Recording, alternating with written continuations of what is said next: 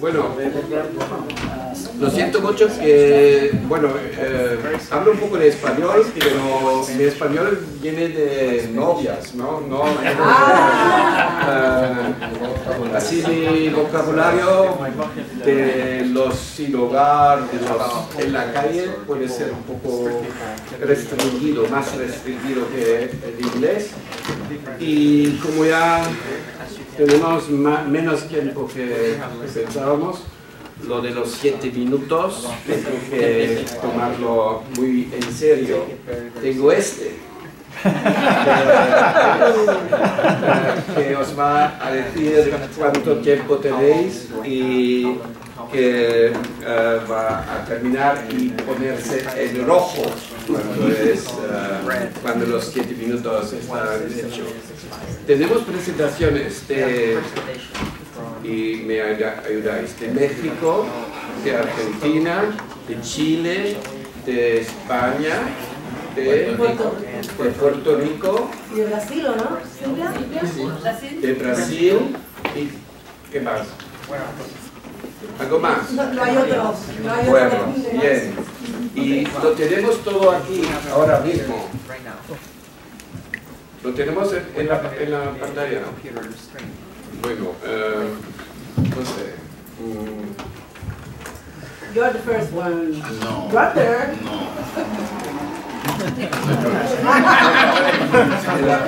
La calculadora está llena de sticks, ¿no? Sí, hay uno. Bueno, si tú empiezas. Sí. Bueno, la idea era de que esto es un intercambio abierto, que la idea era que habláis un poco de la situación en vuestros países, que podéis presentar alguna política interesante, pero también de hablar cómo el intercambio entre Europa y Latinoamérica podría poder movido adelante, ¿no? Sí. Y claro que podemos un poco integrar las preguntas que ya tuvimos de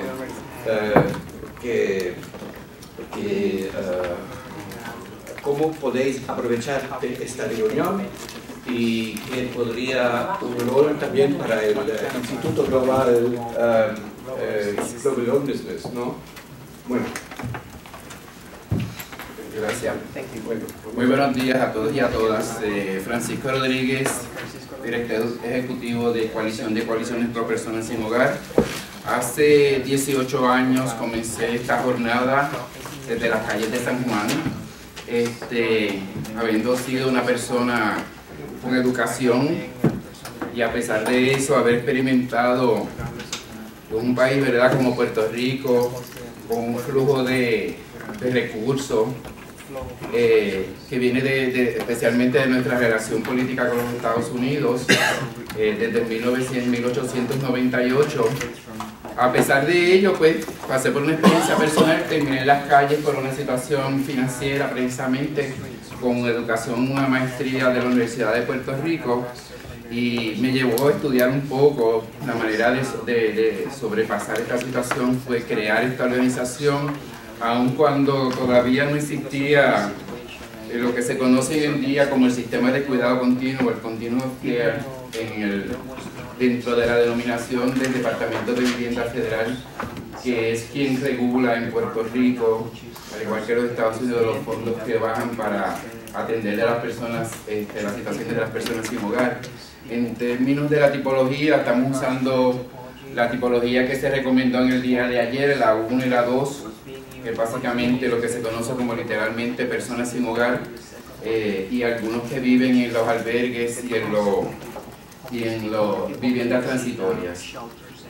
Básicamente en la isla de Puerto Rico hay una distribución en zonas urbanas del área de Puerto Rico. San Juan es la parte norte de la isla, y concentrados en unas áreas urbanas como los asuntos, la mayoría del problema de la deambulancia de las personas sin hogar en Puerto Rico por lo menos, y en muchas ciudades se restringe a áreas urbanas como fenómeno urbano, Más o menos hay una distribución ahí de cuántos albergues tenemos disponibles y las facilidades de ubicación son alrededor de 700 camas, como se mide en el sistema norteamericano, de 700 camas disponibles para la ubicación de estas personas. Esta es una imagen, ¿verdad?, que a nosotros nos impacta severamente en términos de las personas que vemos en la calle de Puerto Rico, regularmente personas sin hogar que tienen condiciones de abuso de sustancias o condiciones de salud mental. Pero las cantidades han ido cambiando severamente en los últimos años. En el último conteo de enero contamos 2.068 literalmente en las calles, que se distribuyen en la isla de esta manera. Como ustedes pueden ver, la ciudad de Ponce, que es al sur, donde yo me ubico, Mayagüez y otras, las ciudades más oscuras son las áreas donde más se concentran las poblaciones sin hogar en las calles. En términos de las razones informadas, la mayoría de las personas reportan condiciones de asuntos financieros y asuntos de problemas familiares y problemas de drogas y salud mental. Sigue inmediatamente. Hicimos en el 2013 un estudio de vulnerabilidad para determinar el nivel de vulnerabilidad de la población para morir en las calles o para empeorar su situación de salud, y encontramos que el 59% es vulnerable dadas las condiciones de salud, y por la estadía en las calles, el promedio de estadía son alrededor de 7 a 10 años de estadía en las calles, y los crónicos, bajo la definición federal, que es más de un año con alguna condición incapacitante, es de 73%. Lo que hemos creado es una clínica que yo llamo clínica alternativa desde el 2013. Estamos trabajando con un modelo itinerante donde el médico va a la calle y a otros lugares, y también las personas vienen a nuestras facilidades, basado en la red de servicios, y tenemos un piloto que hemos estado trabajando en los últimos años. Hemos atendido 346 personas desde el 2013, 151 de ellos activos en un tratamiento con buprenorfina, con tratamiento de drogas con medicamento, asistido con medicamentos. Además de eso, el 25% completó tratamiento, que no está usando ni heroína ni el medicamento, así que entendemos, ¿verdad?, que para esas personas la vida ha cambiado totalmente, a pesar de que todavía tenemos 50 personas más solamente en la ciudad de Ponce.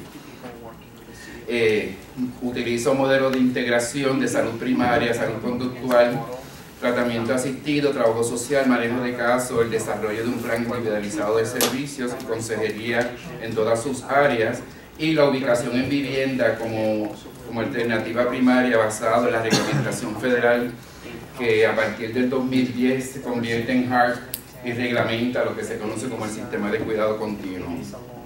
Es un paquete de servicios de diferentes clases y la ubicación en diferentes modalidades. Coalición de Coaliciones también es la administradora del sistema del homeless del HMIS en Puerto Rico, en el área de los 54 municipios de Puerto Rico que atendemos.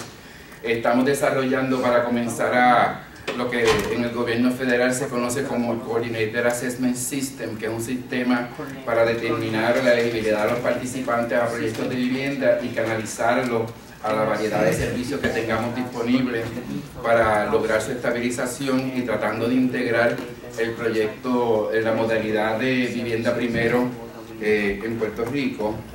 La clínica tiene tratamiento asistido, el mantenimiento, la baja escalonada de las dosis, un detox de corto plazo, y hay un proyecto de transición, una modalidad de transición de la metadona a la buprenorfina.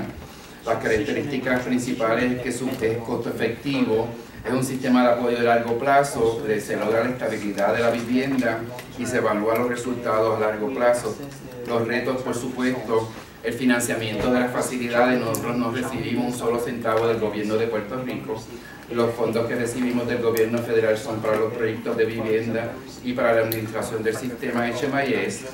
La colaboración de las agencias es básico, la integración, estigma, desigualdad, y esto es un ejemplo, ¿verdad? Y los esperamos en septiembre en Puerto Rico, en la 7ª cumbre por personas sin hogar. ¡Hombre! Gracias.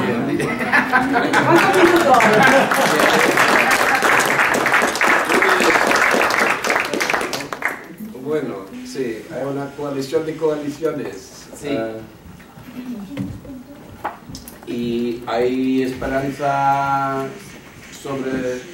Hay esperanza. La imagen anterior que les presenté se llama Eda. Eda reside aquí en la ciudad de Chicago y es una mujer de 56 años que pasó 40 años en las calles de Puerto Rico, 25 años utilizando heroína.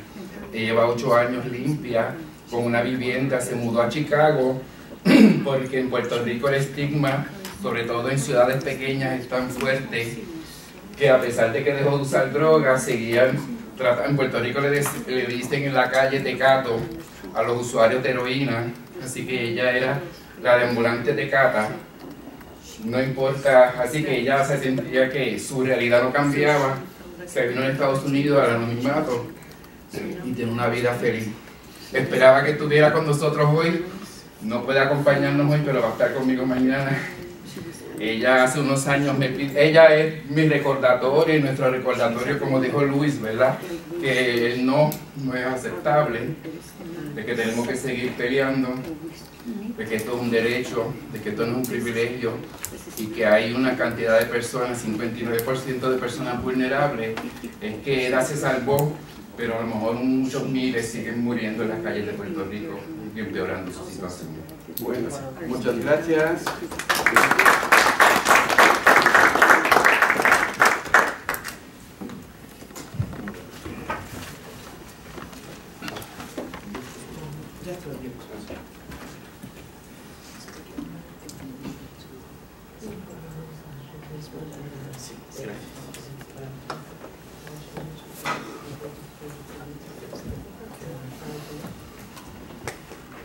Cuidadoso con el tiempo.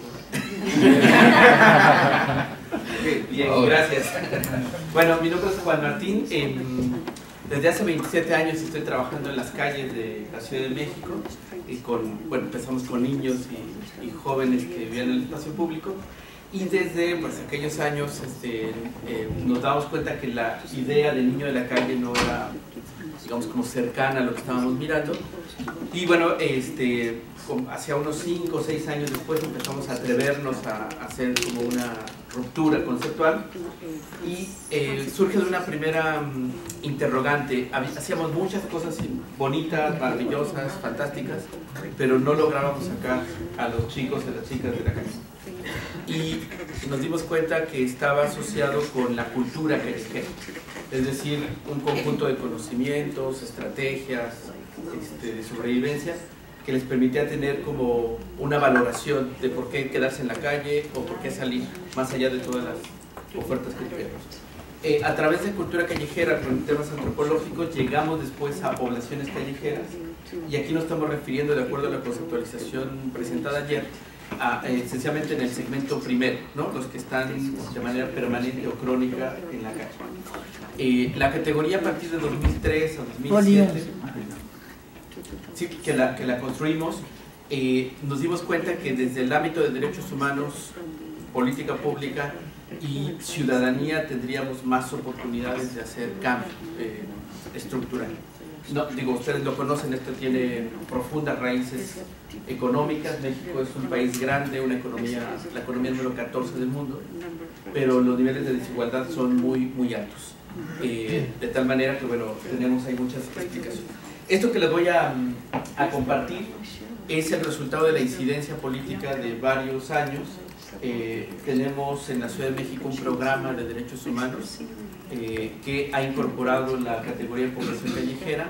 Ahora mismo estamos trabajando en un marco de ley denominado Derechos Humanos e Inclusión Social de las Poblaciones Callejeras, que ahí sí toca los tres elementos de la descripción planteada ayer. El título de la población callejera busca ser un posicionamiento político respecto al rol activo de las personas que viven en el espacio público. Este es un documento resumen que se los vamos a compartir. Quiero mostrarles. Desarrollamos también con la Comisión de Derechos Humanos del Distrito Federal, que es como el defensor del pueblo, un informe especial sobre la situación de los derechos humanos de las poblaciones callejeras Esto, bueno, tiene un carácter institucional, pero fue coordinado por nuestro equipo de trabajo.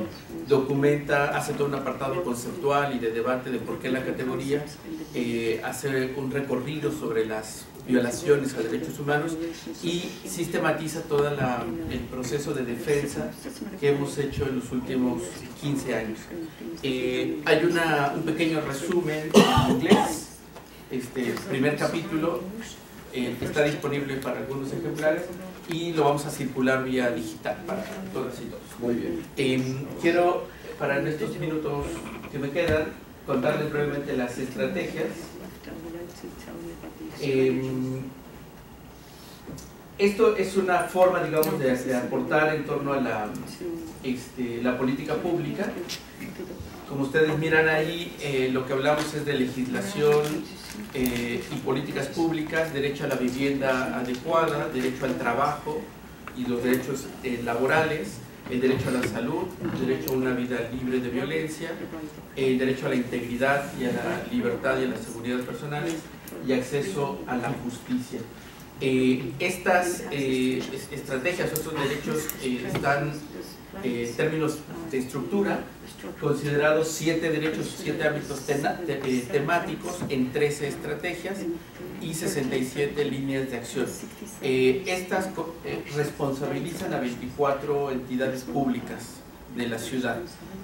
Logramos que esto también sea una ley, la ley de derechos, la ley del programa de derechos humanos del Distrito Federal, que nos permite a los ciudadanos hacer contraloría y observar si hay cumplimiento. Esto nos ha llevado a revisar el presupuesto, a revisar el perfil del personal del gobierno y también pues hacer un monitoreo del cumplimiento. No tengo buenas noticias, es bastante malo el cumplimiento y quisiera solo mostrar las estrategias, si ustedes las ven. En el ámbito de legislación, promover reformas legislativas a favor de los derechos de las poblaciones callejeras en el Distrito Federal. En este apartado, generar información estadística confiable y sistemática. La Ciudad de México, bueno, el país no tiene ningún conteo de población callejera. Estuvo nuestro colega Pedro Cabrera, que lo conocen ustedes, en México hace 1 año y medio buscando diálogos con autoridades para lograr este censo, pero hay una valoración negativa al número, es decir, hay un miedo político a reconocer la presencia de población callejera. Otro de los temas en los que hemos estado trabajando de manera fuerte, lo ven aquí, es erradicar las prácticas de desalojo de las poblaciones callejeras o lo que nosotros llamamos limpieza social. Hemos documentado prácticas en todo el país, desde lo más sencillo, que sería retirarlos con la policía, hasta en la zona norte del país. Saben, estamos viendo una situación de violencia muy fuerte por el crimen organizado, donde estos grupos están asesinando a la población callejera, así como los iconos de la muerte pasaron en Brasil, en Colombia, ahora es en México, pero es con el crimen organizado. Algo que estamos, digamos, trabajando con fuerza también es la parte de vivienda. Como saben, en todos los países la dificultad de acceso a crédito o a poder permanecer sin estigma en una comunidad está siendo un gran problema. Hago los últimos comentarios. Parte de lo que está detrás de todo esto es trabajo educativo con la población callejera para construir ciudadanía. Estamos luchando por dejar de verlos como objetos de asistencia para reconocerlos como sujetos de derecho, que ellos mismos reclaman este programa y lo que está ahora buscando cambiar en la ciudad. Todos entiendo. Muy bien. Bueno, la cosa con el tiempo es que queremos hacer justicia a todos y también queremos tener un poco de tiempo para discutir, para preguntas y así. Por eso creo que hacemos 3 por 3.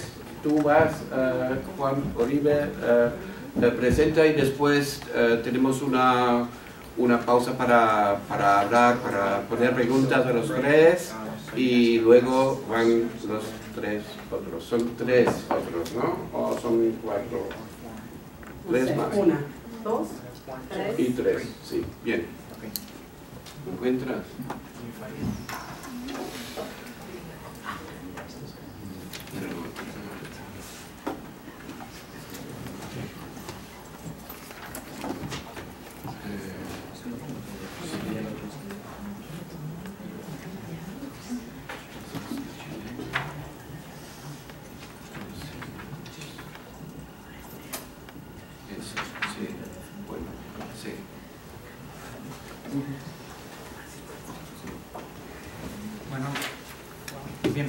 bienvenidos a la presentación de España.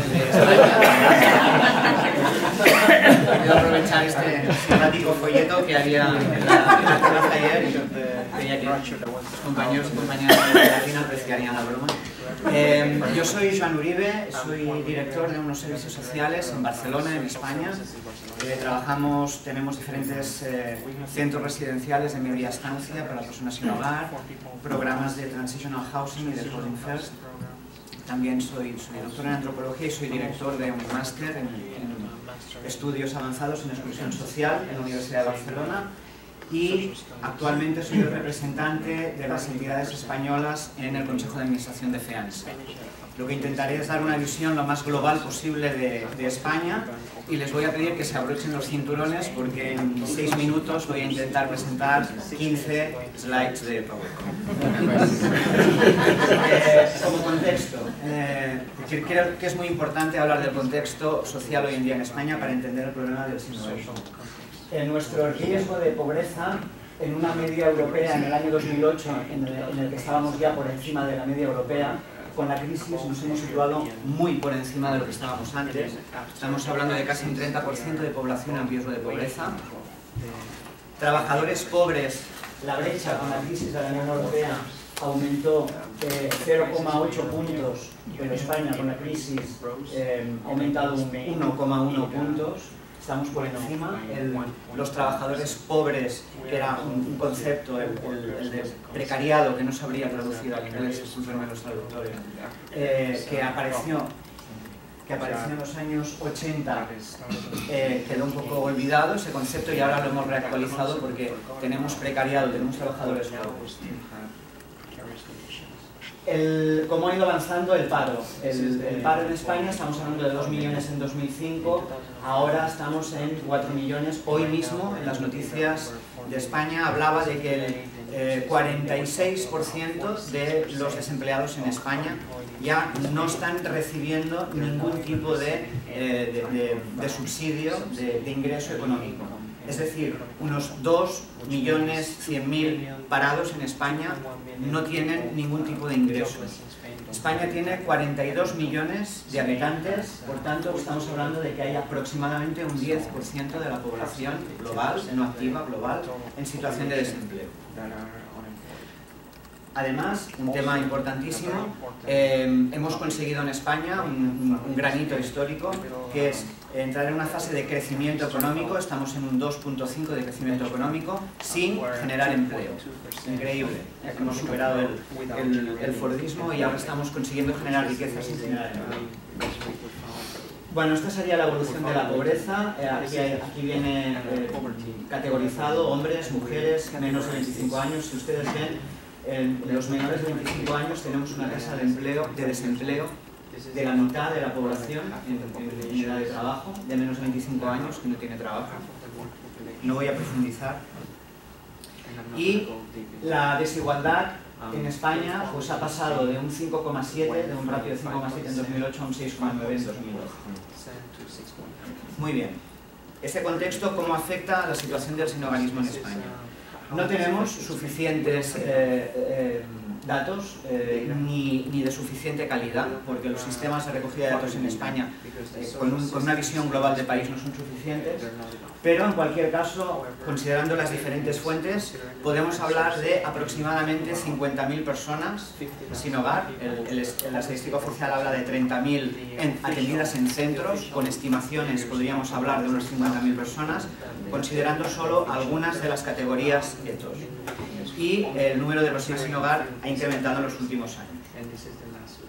Un ejemplo de Barcelona, me limitaré aquí, verán como desde 2008 a 2013 ha incrementado un 55% el número de personas en la calle, un 124% en asentamientos, un 24% atendidas en centros residenciales para personas sin hogar, y el total del crecimiento de 2008 a 2013 en la ciudad de Barcelona ha sido del 45%. El perfil de las personas sin hogar en España son flashes muy generales. Entiendan que es muy diferente la realidad de las ciudades, grandes, pequeñas, de ámbito rural, pero basándonos en datos estimativos, tenemos un 80% de hombres, un sinhogarismo de calle de entre el 20 y 30%, un 55% aproximadamente españoles, y con unos recortes progresivos en los derechos de las personas sin hogar, y esos recortes son más significativos si esas personas no son españolas o de la Comunidad Europea.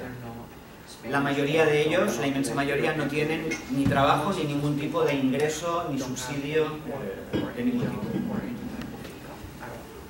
Efectos de la crisis, nuevos perfiles por un nuevo contexto, personas desahuciadas, la crisis inmobiliaria ha generado miles de personas que son expulsadas de sus casas, y nuevos perfiles de pobreza, y se augura un futuro oscuro por todo ese contexto económico y social que les estaba hablando en los próximos años. Creemos que va a seguir creciendo el número de personas sin hogar. A nivel de gobernanza, no tenemos una estrategia nacional, aunque tengo el borrador de esa estrategia nacional en mi maleta. El Ministerio está trabajando ya un borrador. La responsabilidad del abordaje es de los municipios, entonces hay tantas políticas de atención a las personas sin hogar como municipios hay en España. La disponibilidad de recursos es diferente en función de las posibilidades e intención política de cada municipio, y solo las grandes ciudades tienen recursos y políticas a largo plazo para trabajar con el sinhogarismo. Modelos de intervención, cuando existe, porque como les digo, no en todas las ciudades se trabaja, pero cuando existe, básicamente es el de escalera de transición, es el modelo que utilizamos y que se extiende en Europa.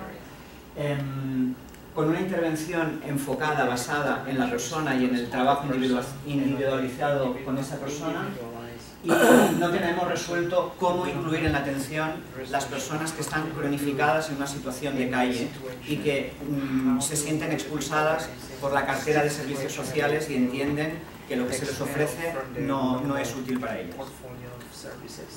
Bien. Dos últimas diapositivas. A nivel de cosas positivas o útiles o quizá innovaciones que se están utilizando y que puedan ser de interés en el contexto de América Latina, hay algunas experiencias de herramientas de outcome, de medición de resultados, de la intervención. Tenemos experiencia en varios tipos de trabajo en housing, básicamente transitional housing. Un 15% de la cartera de servicios o de camas, diríamos que un 15% aproximadamente es en housing, sobre todo en las grandes ciudades. Hay algunas experiencias de Housing First, donde dice Sevilla está mal, es Málaga, en Madrid, y acaba de empezar una experiencia de Housing First acompañada con una investigación en profundidad en Barcelona. Y nosotros estamos trabajando en una evolución natural de nuestro modelo de Transitional Housing hacia el modelo de Housing First. Finalmente, cosas que pueden ser interesantes es el uso de una base de datos común, es decir, un expediente único, personal para cada persona, independientemente de a qué recursos o entidades sea atendida. Eso no está en todas las ciudades, pero está en algunas ciudades. Hay algunas ciudades que tienen trabajado la experiencia de una única puerta de entrada a los servicios de acceso sociales. Hay redes muy especializadas y profesionalizadas de trabajo con las personas sin hogar, y cuando es posible hay una vinculación al sistema de protección social. Siempre se busca que la persona sin hogar, en cuanto sea posible, sea atendida por la red de atención pública social. Muchísimas gracias. Bueno, muchas gracias.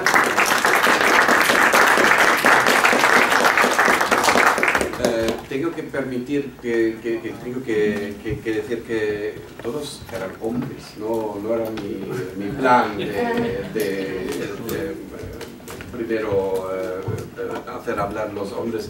La idea era que algunas de las mujeres yo ya he oído, ya han presentado, y pensaba, pero tú también has presentado. Tenemos dos personas de España.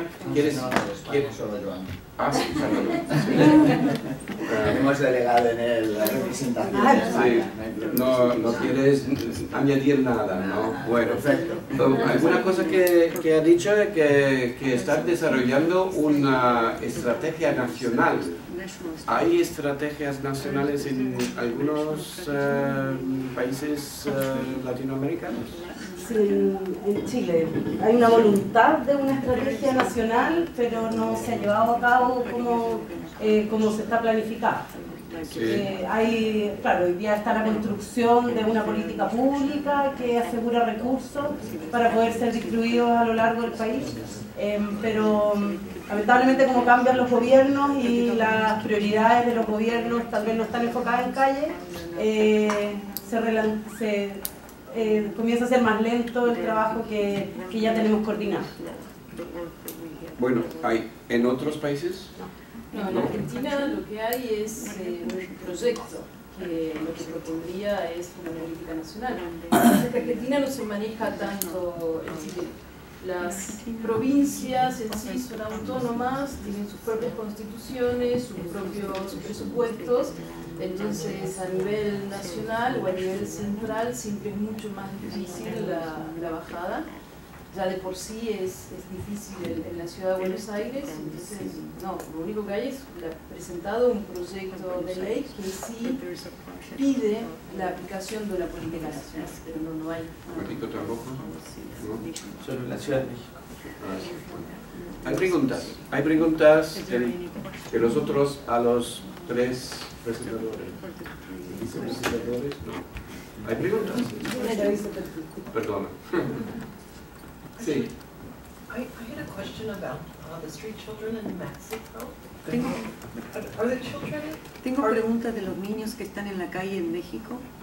So are these young people from Mexico or are they migrating? Estos son jóvenes que ya están en México o que están emigrando a México. Sí, en el caso de quienes están en la calle, cerca del 60% son de la zona conurbada de la Ciudad de México y digamos un 20%, 30% quizás de los estados cercanos y personas extranjeras aún son muy pocas. No hay un conteo exacto, pero la población migrante solo transita por el territorio nacional y su permanencia en el espacio público no les, digamos, es transitoria y a diferencia de quienes están de manera crónica no logran identidad con la calle, que es un poco cuando hablamos de población callejera, que ya se autodefinen como personas que viven en el espacio público en torno a la calle. Y los migrantes usualmente solo transitan y en algunas ocasiones hacen uso de los recursos públicos, los albergues, los servicios, pero no se mezclan con la población callejera. Más preguntas, más comentarios. Nada. Sí. I'm going to have to do it in English, I'm afraid. Yes, of course. I was very struck by the Puerto Rican presentation that there's absolutely no government resources. En la presentación de Puerto Rico no hay ningunos recursos para nada. No, pues como dije en la presentación, nuestra relación política con los Estados Unidos, el gobierno de Puerto Rico depende 100% de las transferencias de fondos, que son alrededor de unos 40 millones de dólares anuales que recibe el gobierno de Puerto Rico. Nosotros en la coalición, como parte de mi trabajo a nivel competitivo, logramos alcanzar unos 10 millones anuales que se distribuyen entre los proyectos de vivienda, pero el costo de la vivienda es tan alto que absorbe el 75% del presupuesto en gastos operacionales y pagos de renta, así que los servicios, que es el gran problema, sobre todo los accesos a los servicios por la complejidad de las situaciones de salud de la población, la combinación de adicciones con salud mental y salud física, por el deterioro en su salud, es el gran reto que tenemos en este momento en términos de recursos suficientes para satisfacer la necesidad de salud para la población. ¿Otra pregunta? Sí. Por México. Yo voy a hablar en español, voy a tratar, pero yo hablo como un niño de la calle, es donde yo he vivido. Hablas de derechos por los de las calles, pero no hablas de derecho a un hogar. ¿Hay un derecho a un hogar o no? Sí, la claro. vivienda. La vivienda, algo Sí. similar, ¿no? Sí, en el programa de derechos humanos del Distrito Federal, uno de las estrategias es lograr vivienda digna para los chicos. Entendemos que los refugios o albergues tienen que ser solo transitorios en el proceso de salida de calle, pero es el derecho a la vivienda. Poder tener una casa propia, digamos, o colectiva, y lamentablemente no tenemos todavía resultados en términos de política pública. Espero haber respondido. Una pregunta más y después vamos a seguir. Sí. Mine's probably more of a comment, but I'm hoping that, I guess, through this conference too, that we're going to be able to share some of our, I guess, strategies across all organisations, so that, obviously being Australian, but we've gone through our national strategy, and when you talk about common databases and coordinated gateways, that we can share that information across as well, and we can learn from, I guess, Latin America as much as they can learn from Australia, who's learned from, obviously, the UK and across America. So that'd be something that I hope that we can share. Ok, Silvia, la próxima de Brasil.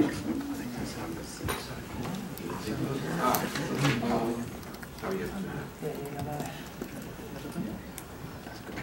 Y acuerdas 7 minutos. ¿Nos lo vas a dar en inglés? No. Sí. En portugués. ¿Qué va? Yo soy Silvia Shore, de la Universidad de San Pablo. Voy a hablar en español. Entonces, yo me gusta hablar, le voy a hablar de 4 puntos, muy rápidamente. Las condiciones actuales de la población en situación de calle en la ciudad de San Pablo, acá. Las políticas de asistencia a la población de calle, intercambio y agenda de investigación de los países latinoamericanos y algunos comentarios finales. Los puntos son muy pesados, pero voy a hablar solamente lo que entiendo sean las principales cuestiones. ¿Dónde? ¿Acá? Aquí, con este. Okay. Bueno, primeramente, las condiciones actuales de la ciudad de San Pablo. Hablo otra vez de San Pablo porque tenemos muy datos.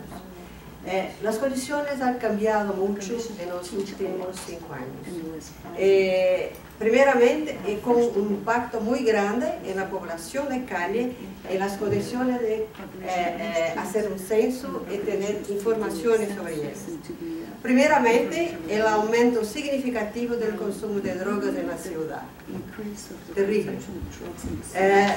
Las mudanzas, las condiciones ahora son muy difíciles porque la ciudad tiene una parte de la ciudad que las personas de calle se organizan en una dinámica de consumo y venta de drogas. Son puntos de concentración que van de 10, 15 personas hasta 200 personas. En segundo punto, la proliferación de carpas, no sé si se dice carpas, son barracas, ¿no? Por toda la ciudad. Ha empezado en el centro de la ciudad y ahora está por toda parte. No son tiendas, no son tiendas, barracas, carpas, no sé cómo se dice. Por toda la ciudad. Forman islas que es muy difícil de penetrar y de se poder hablar con las personas en ellas.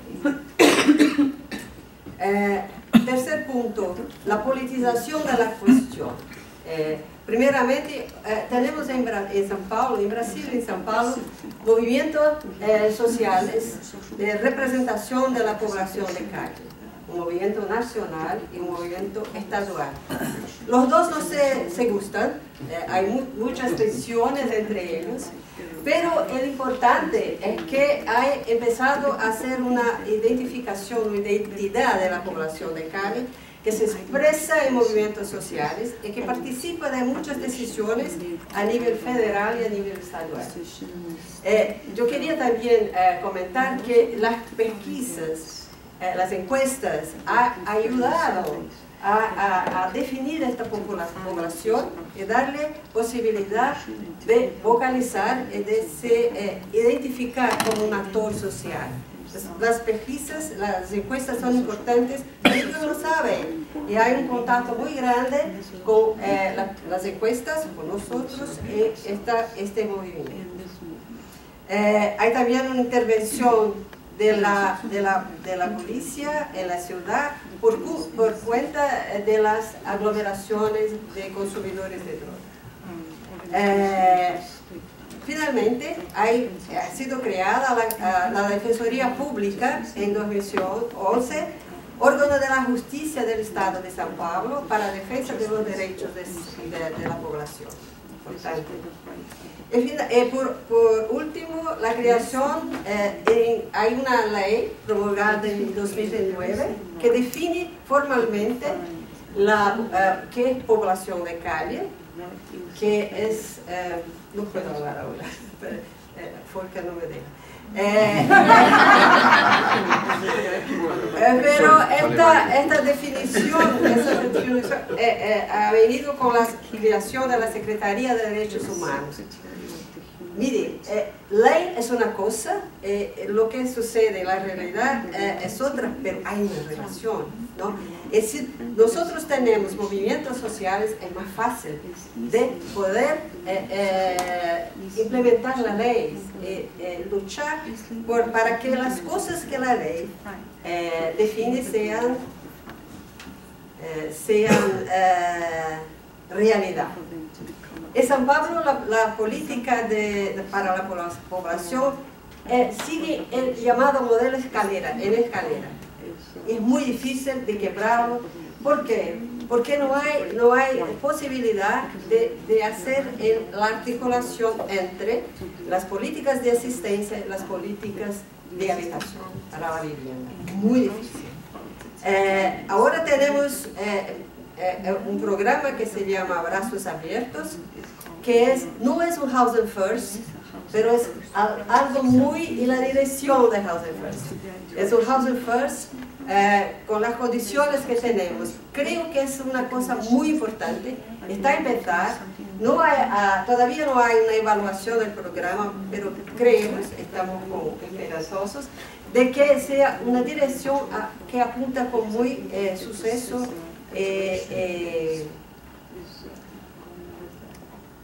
cumple un papel importantísimo en el escenario brasileño. Por último, la cuestión del intercambio. Yo creo que tenemos mucho que hablar nosotros latinoamericanos. Hacemos muchas cosas, pero más que hacer muchas cosas, tenemos muchos problemas en común, similares, que creo que podemos tener un intercambio muy útil para saber cuáles son las mejores prácticas y podemos también trocar informaciones sobre la parte de encuestas y cómo trabajar. Mira, tiene una cosa que me gustaría de hablar, que es necesario que tengamos una división de trabajo. Nosotros de la universidad hacemos encuestas, pesquisas, generamos datos, que es muy útil para los movimientos. Hay una articulación, pero nosotros somos de la universidad y hacemos lo que sabemos hacer. Esto no es la misma cosa que dice, no se articulamos, hay una interacción entre nosotros, pero la decisión de trabajo es importantísima, porque si no, tenemos que hacer lo que sabemos. Y creo que nuestros hermanos latinoamericanos saben mucho y pueden nos decir bastante. Y para terminar, un comentario sobre nuestras condiciones. Como Uribe ha presentado la cuestión de la pobreza y el desempleo en España. Pero en América Latina tenemos dos puntos, al menos, muy importantes para reflexión y que no se puede dejar de llevar en cuenta, sobre pena de tenemos una visión de las posibilidades de las políticas y de la posibilidad de una acción conjunta para tratar la cuestión de calle. La primera, tenemos una distribución de ingresos fuertemente concentrada. En Brasil es terrible, no solo en Brasil, pero en América Latina, que genera una fuerte incidencia de pobreza y desigualdad.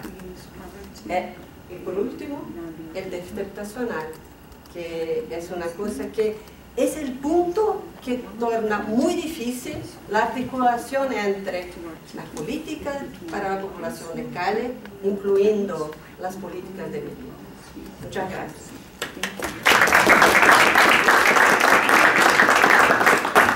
Tú me has dicho que los latinoamericanos no pueden estar discriminados, ¿no? Muy bien, ¿no?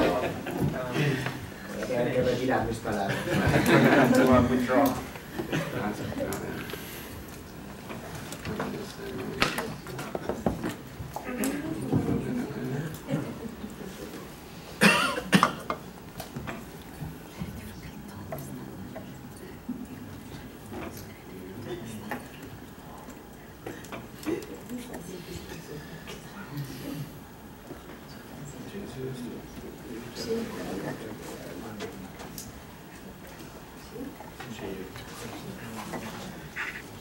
¿Alguna pregunta a Silvia? Silvia. Cuando durante buscamos el... While we look for the presentation. ¿Alguna pregunta? Any questions? Por favor. Please. Sí. Yes. Tim. Yeah, hi. Thank you very much, Jim's presentation. Great. I'm curious about you talked about the staircase model. I think it's present in some other countries as well. Creo que también esto está presente en otros países también. How that's viewed and how it's working. I guess a related question is how you've adapted. It sounds like they're pilot programs of Housing First, kind of the beginnings, and how you've adapted it to, to your country. This kind of Housing First adapted to Brazilian conditions. Would you like to know how its condition? No, just how it's been changed so it fits with Brazil. Well, because we think that the model of shelters and provisory housing, it's not a good way to tackle but the housing first model, Brazilian housing first model, it has attends a difficult situation in the city of São Paulo of drug, alcohol and drug. So it's a pilot. But the first point is that you have a permanent housing. Not exactly as Housing First, but you have a permanent housing. And today you have more or less 500 people in this program. It's a good program in this point of view. And you have housing and medical assistance. You have work programs to include in the labor market. So it's something, we are in the beginning, but we're trying to do something different of the traditional model. Bueno, ahora continuamos y es Griselda de Argentina.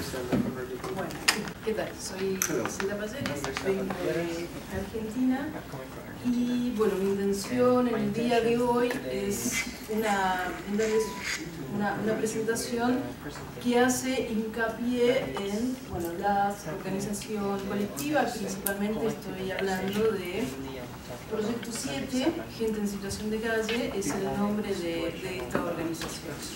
Hay muchas cosas de las cuales los anteriores presentadores han dicho que me sirve para contextualizar en sí el surgimiento del Proyecto 7. Proyecto 7 surge alrededor del 2003, es una organización que se caracteriza porque sus miembros surgen directamente desde las calles, o sea que en ese sentido la exposición de Francisco nos muestra en sí cómo, es decir, algo que es tan difícil o estar en una situación completamente difícil ayuda de alguna manera, o las personas empiezan a reunirse y se organizan para poder producir verdaderas transformaciones. Este sería el caso de Proyecto 7, donde sus fundadores, que en la actualidad el presidente de la organización es una persona de los fundadores, es decir, que estuvo 6 años viviendo en situación de calle y logró profundas transformaciones a lo largo del tiempo. ¿Qué es lo que ayudó al surgimiento? Es más o menos lo que dijo Joan con respecto a la crisis que actualmente está sufriendo España, con la diferencia que Argentina la sufrió a fines del 2001, en diciembre del 2001. De hecho, muchos de los datos que Joan nos presentó con respecto a los índices de desempleo, la precarización y la flexibilización laboral, un supuesto crecimiento pero que en realidad no generaba puestos de empleo, una devaluación de la moneda, crisis institucional, bueno, todo eso fue, tal vez lo han escuchado en algún momento o lo han leído, la crisis de diciembre del 2001 en Argentina. Eso generó que personas que rompían en cierta medida con el estereotipo de quién era que vivía en la calle, gente de una clase media empobrecida e incluso de clases altas, terminaron viviendo en la calle. Y eso cambió, o como algo tan trágico, de alguna manera sirvió para revertir un proceso que es cambiar la forma en que era concebida la situación de calle. A partir de ahí, a lo largo de todo ese periodo, desde que podemos decir 2003, aproximadamente la fundación del Proyecto 7, hasta la actualidad, se produjo, como ya les decía, grandes cambios, grandes transformaciones, y entre ellas, es decir, hubo una conciencia más cercana con respecto a lo que era empezar a pedir por los derechos. Es decir, empezar a las personas mismas que están en situación de calle a ser protagonistas de sus propios procesos. Entonces se hicieron marchas organizadas, hubo grandes marchas que se reciben el nombre de frazadazo porque se cubren con frazadas, empiezan las denuncias de la cantidad de personas que mueren en situación de calle, que estadísticamente a nivel oficial no se conocen, pero es aproximadamente entre 100 o más de 100 personas solo en la ciudad de Buenos Aires mueren a causa de estar viviendo en la calle. Y a partir de las distintas acciones colectivas se abren nuevas posibilidades para el cambio. Estas son todas unas fotos de las distintas. Y bueno, yo ayer hablé ampliamente de lo que es la ley 3706 con respecto a lo que hace la conceptualización y la metodología. El proyecto de ley nacional es lo que les decía, les comentaba recién, con respecto a que es la única intención que hay de poder generar una política a nivel nacional.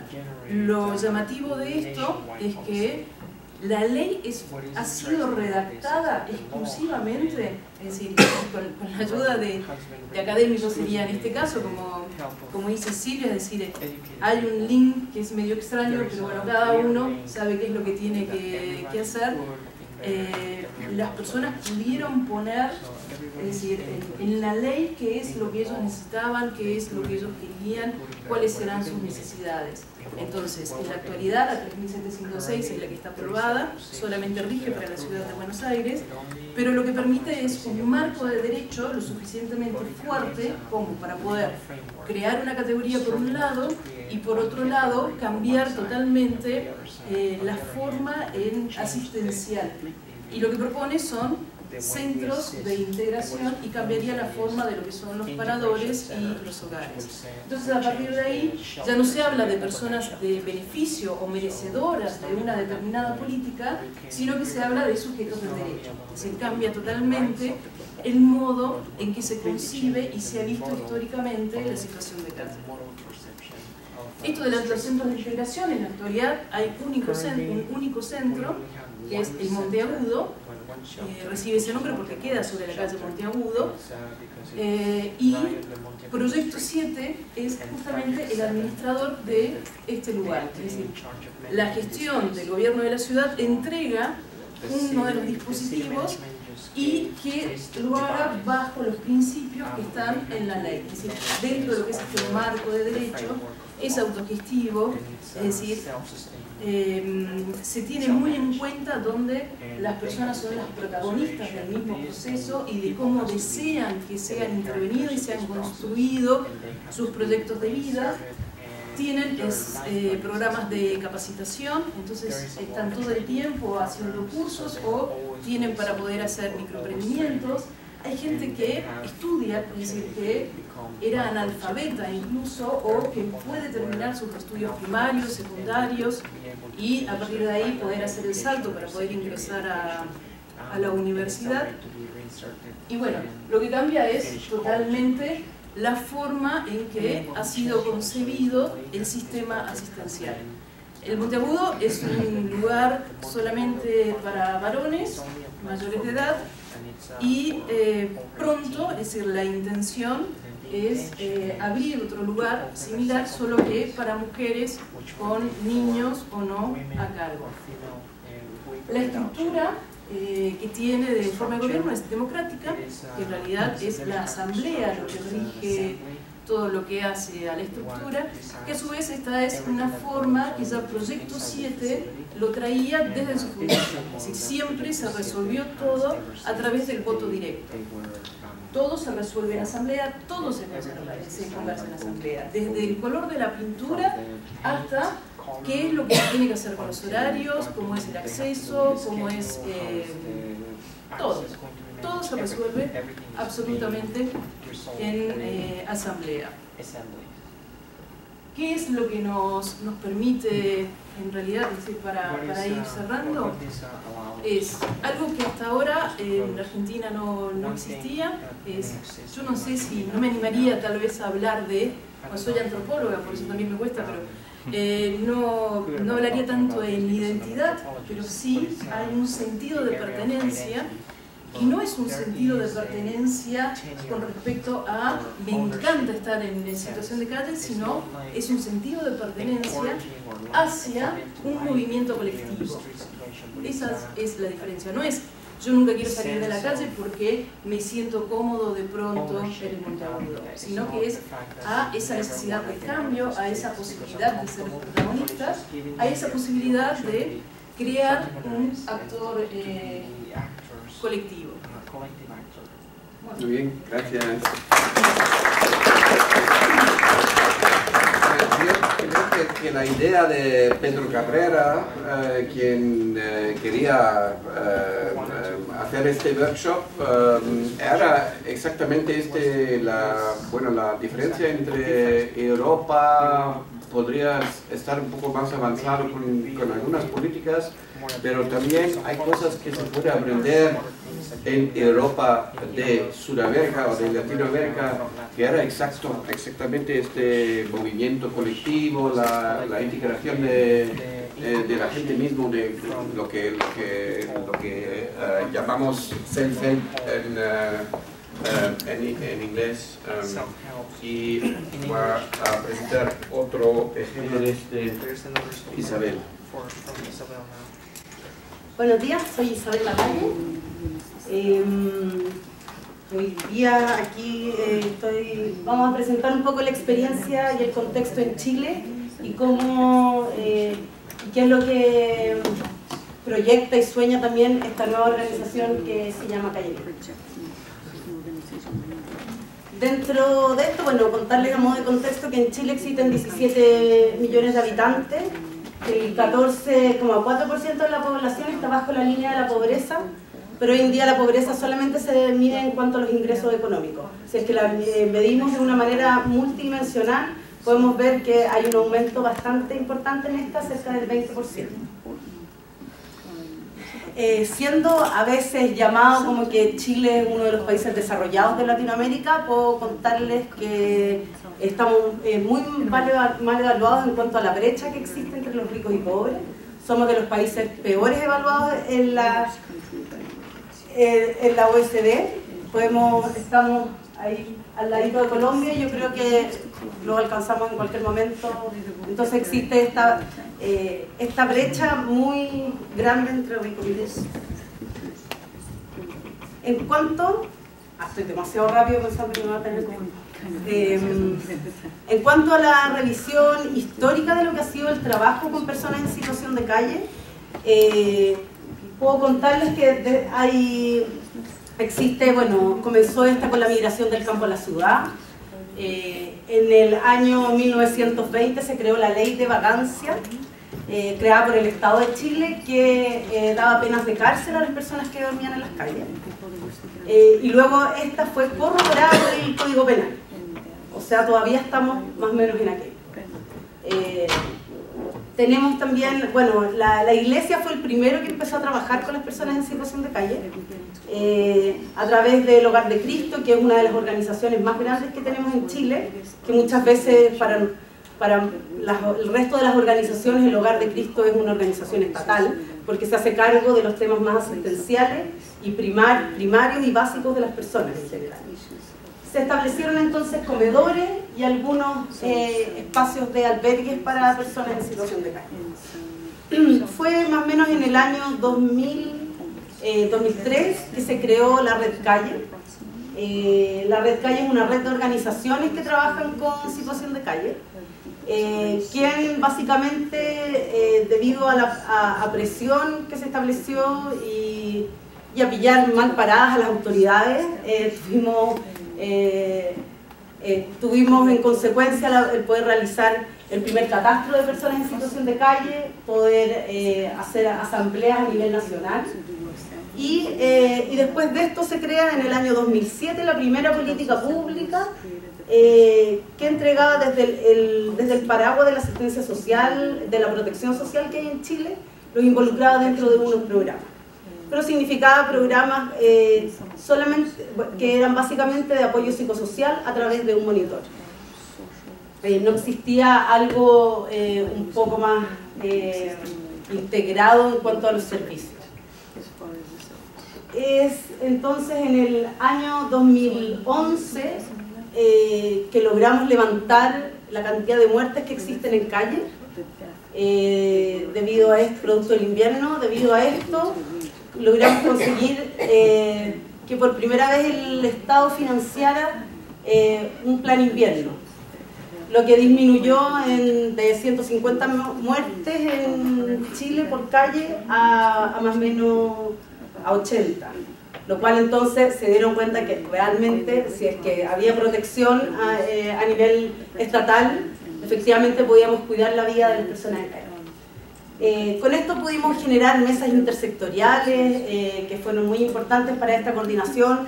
Se pudo realizar el segundo catastro, que fue lo que comenté ayer en el panel, y se pudieron hacer algunos programas, como es el programa Noche Digna, que tiene, además de estos programas de invierno, algunos centros temporales de superación que están a lo largo de Chile.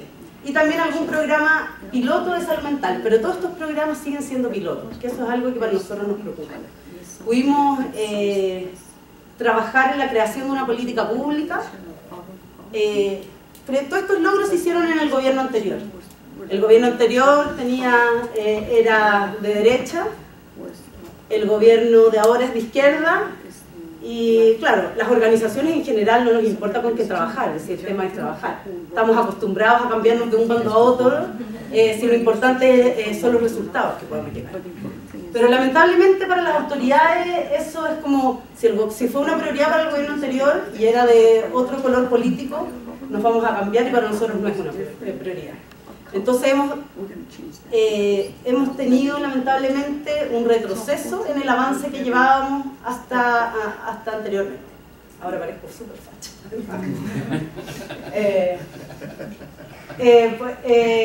Bueno, entonces, luego de estos cambios de gobierno es que vemos el que necesitamos una organización que nos pueda articular y organizar desde otra manera. Y es por eso que nace Calle Libre, como una organización que no es ejecutora de ningún programa del Estado. Entonces, tiene menos que perder que el resto de las organizaciones. Yo, por un lado, soy la coordinadora de la Red Calle, y me pasa que, claro, llego al Estado a hablar cosas que no les gusta escuchar, e inmediatamente la organización que yo soy directora ejecutiva tiene una cruz puesta. Entonces, claro, y además como mi apellido no es fácil de olvidar, esta señorita a la calle ya no es muy bienvenida, en ciertas ocasiones. Bueno, tenía un video, entonces vamos a pasar hacia hoy día como esta organización, esto, que es lo que la meta latinoamericana que tiene Calle Libre. Bueno, con el conocimiento de algunas organizaciones internacionales, pensamos desde una manera poder ser algo similar a FEANSA, pero tal vez con los que es un poco más puesto en el terreno que tal vez en la academia. Nuestra organización quiere poder organizar esfuerzos políticos, crear alianzas entre organismos internacionales y diseñar ciertas metas en la región. Calle Linco hoy día se divide en 3 áreas, que es un área de incidencia pública, un área de investigación y un área en el marco legislativo.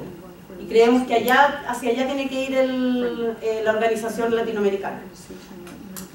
Lamentablemente estoy con los números rojos porque ya me estoy pasando del tiempo, pero bueno, los latinoamericanos saben que quedamos hoy día en poder reunirnos para poder tratar este tema, para poder lograr algo como región, porque lo han dicho todos los compañeros en las presentaciones que es necesario alguna acción un poco más coordinada. Y les puedo enviar el PPT en español y en inglés, ya que no lo pudieron. Muy bien, gracias.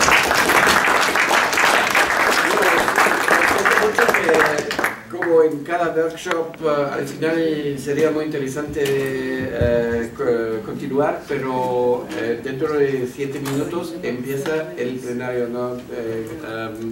Pero esta tarde vamos a tener estas mesas de discusión sobre qué vais a llevar de aquí, qué pensáis que el instituto puede hacer, que vosotros mismos podéis hacer. Y vamos a tener una mesa española, si queréis, y nos daría un poco más tiempo de discutir estrategias, de discutir cómo avanzar el contacto entre Europa y Latinoamérica también, y eso es para este workshop. Muchas gracias para todos.